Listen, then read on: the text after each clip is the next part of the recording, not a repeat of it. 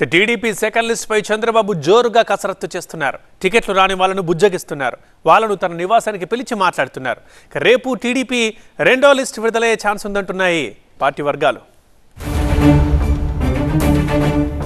TDP అభ్యర్థుల రెండో జాబితాను విడుదల చేయడానికి చంద్రబాబు కసరత్తులు చేస్తున్నారు. పలు నియోజకవర్గాల నేతలను ఉండవల్లి నివాసానికి పిలిచి మాట్లాడుతున్నారు. మంగళవారం నాడు గోపాలపురం, కొవ్వూరు, వెంకటగిరి నియోజకవర్గాల నేతలతో చంద్రబాబు మాట్లాడారు. తాజాగా మరికొందరు నేతలతో మాట్లాడారు. టిక్కెట్లు రాని నేతలను బాబు బుజ్జగిస్తున్నారు.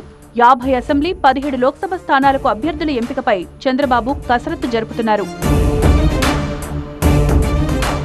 ఇబ్బంది లేని చాలా స్థానాల్లో అభ్యర్థులపై ఇప్పటికే చంద్రబాబు ఒక స్పష్టతకొచ్చారు. అయితే ఈ రెండో జాబితాలో 25 నుంచి 30 అసెంబ్లీ స్థానాలకు అభ్యర్థులను చంద్రబాబు ప్రకటిస్తారని టీడీపీ వర్గాలు చెబుతున్నాయి. పలు లోక్సభ స్థానాలకు కూడా అభ్యర్థుల ప్రకటన ఉండొచ్చని పార్టీ వర్గాల సమాచారం. ఇప్పటికే మొదటి విడతలో 94 అసెంబ్లీ స్థానాలకు అభ్యర్థులను ప్రకటించింది టీడీపీ.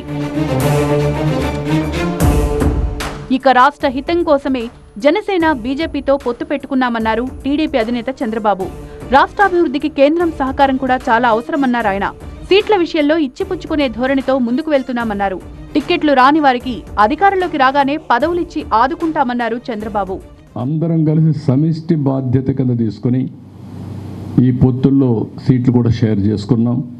కొంతమందికి సీట్లు రావు, కష్టపడిన వాళ్ళు ఉంటారు. అటు కేంద్రం ఉంది, ఇటు రాష్ట్రం ఉంది, అవకాశాలు ఉంటాయి.